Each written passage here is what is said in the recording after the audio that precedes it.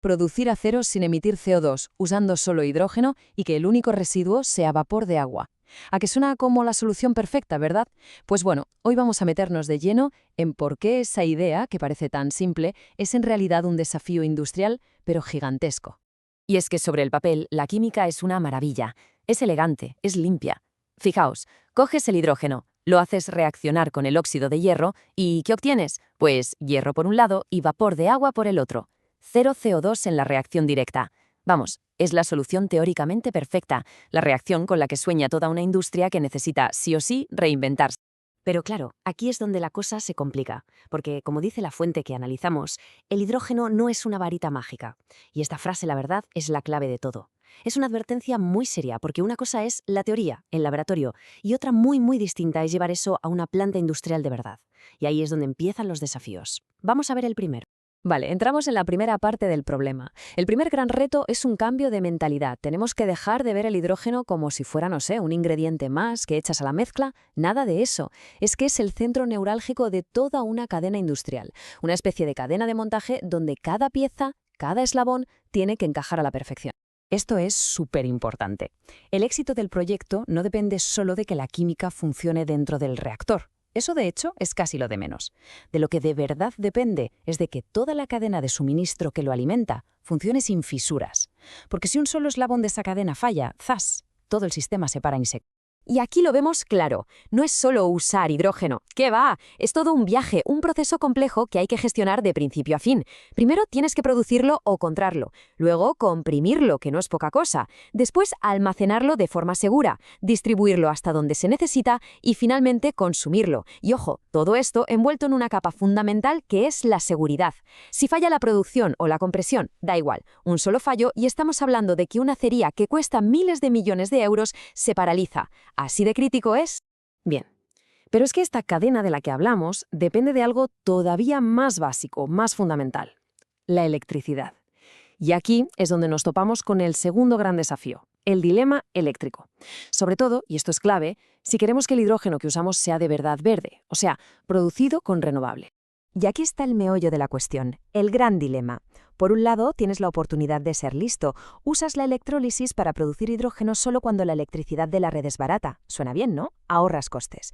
Pero, y este es un pero gigante, por otro lado, tienes una planta siderúrgica que necesita un flujo de hidrógeno constante. No puede parar.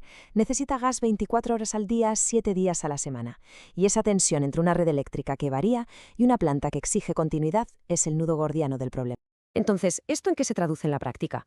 Pues muy sencillo, en que las plantas no se pueden permitir el lujo de cruzar los dedos y esperar que la red eléctrica no falle. Imposible. Tienen que tener un plan B y un plan C.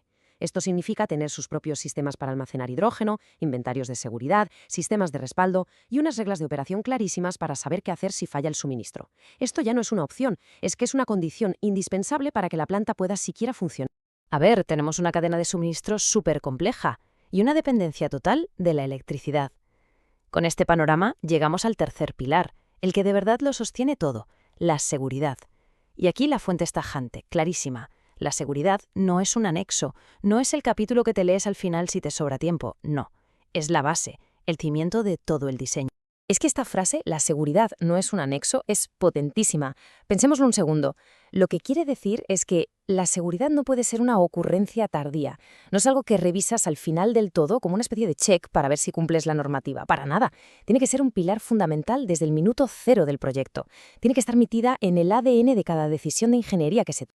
Y sinceramente, no es para menos. Pensemos en lo que estamos manejando. El hidrógeno es un gas súper ligero. Se escapa por cualquier rendija por la que otros gases no pueden. Además, es muy inflamable y puede formar atmósferas explosivas. Controlar todo eso en una planta industrial gigantesca, eso requiere una ingeniería de precisión milimétrica. Sensores por todas partes, sistemas de ventilación especiales, protocolos a prueba de fallos y del más mínimo error humano. Y este punto es clave porque ilustra perfectamente la diferencia entre hacerlo bien y el desastre. El error típico es diseñar la planta entera y al final llamar a los expertos en seguridad y decirles: oye, echadle un ojo a esto. ¿Qué pasa casi siempre? Pues que te obligan a hacer rediseños carísimos. La práctica correcta, la única que funciona, es tener a esos expertos sentados en la mesa desde el día 1, convirtiendo la seguridad en una parte inseparable del ADN del sistema. Bueno, pues ya hemos visto los tres grandes pilares, la cadena de suministro, el dilema eléctrico y la seguridad como base de todo. Y después de analizar esto, llegamos a una conclusión bastante clara. A lo mejor hemos estado haciendo la pregunta equivocada sobre el hidrógeno todo este tiempo. Muchas veces el debate se simplifica y se reduce a una sola pregunta. ¿Funciona el hidrógeno?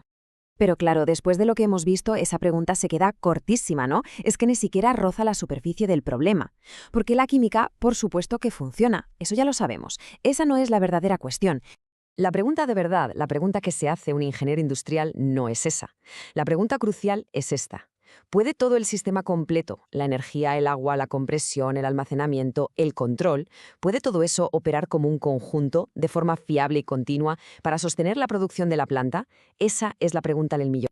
Así que, en resumen, la transición al hidrógeno en la siderurgia no es un simple cambio de ingrediente. No es como cambiar azúcar por sacarina, ni mucho menos. Es un desafío colosal de ingeniería de sistemas. Se trata de ser un director de orquesta y conseguir que la energía, la logística, la infraestructura y la seguridad toquen todas juntas, en perfecta armonía, como un reloj suizo, 24 horas al día, sin que falle ni una sola nota.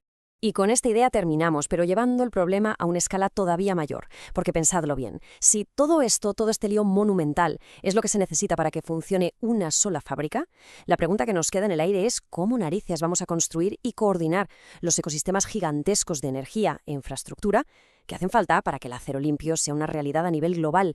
Ahí, de verdad, es donde queda el desafío. Y es enorme.